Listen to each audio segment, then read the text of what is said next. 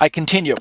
As with Pastor MacArthur and Pastor Piper already mentioned, I can only pray that I myself will one day have the honor of developing into the measure and level of Bible teacher that these great men of faith already operate at.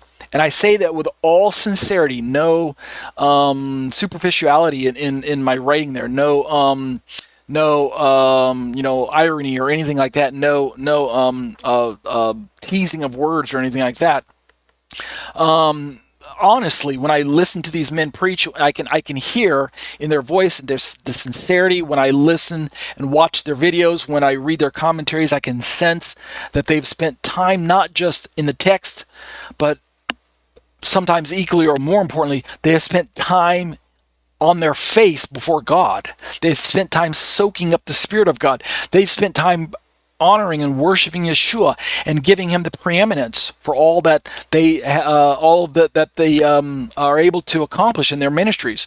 So I can sense that they have this deep personal relationship with God, and I value that, right? I want men like that speaking into my life, right? And you do too, right? You want people who have not just this great knowledge of things of the Bible, right? They're seminarians and they can rattle off all the Hebrew and the Greek and the Aramaic, and they know all the ins and outs of all the expository parts of the Bible. You don't want just a professor who can teach you about the Bible.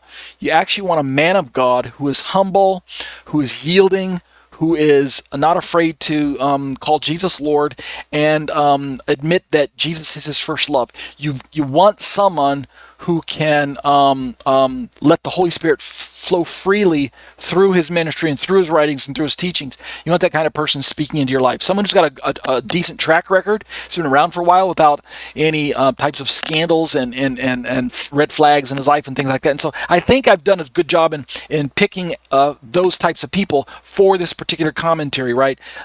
Pastor Piper, Pastor Guzik, Pastor MacArthur, and even GotQuestions.org's ministry and things like that. So I say, that being said, let's see what Pastor Guzik has to say about Yeshua's parable in Matthew 9:15 through 17. I meant to say 14 through 17 there. I guess I have a typo. All right, so these are Pastor Guzik's words. Now, again, my preface is that just because someone is a stalwart, staunch, trustable, reliable man of God doesn't mean that they're going to be perfect in their interpretation.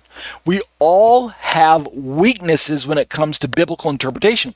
We all get some things 100% right and other things where we're not quite accurate. This just demonstrates to me that we all need one another. We need to help one another.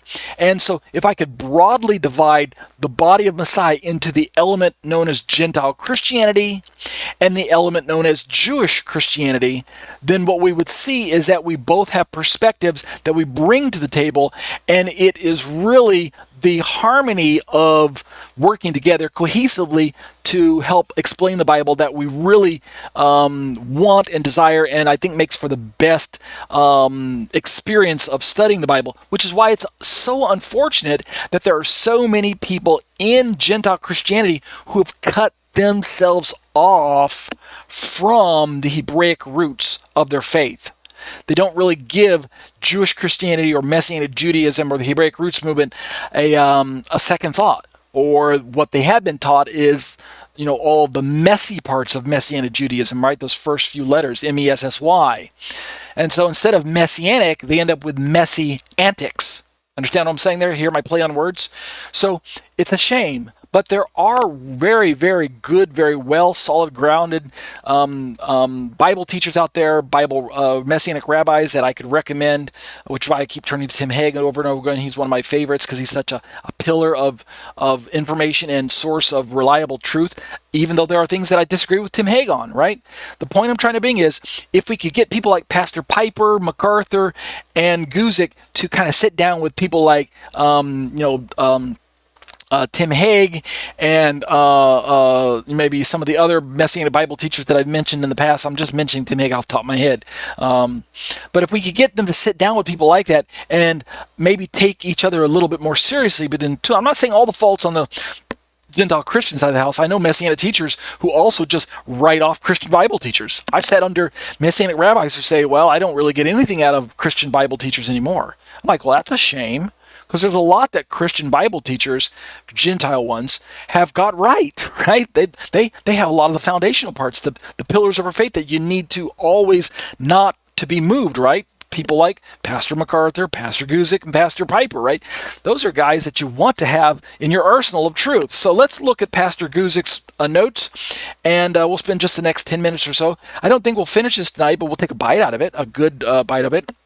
So this is a commentary on the Matthew passage where we just talked about kind of three elements to the scriptural passage. There's the part that talks about fasting, right? The bridegroom and the bride, and the fasting aspect. That's the first part of three. The second part is the example about the cloth, right? And the patch that gets sewn to the cloth.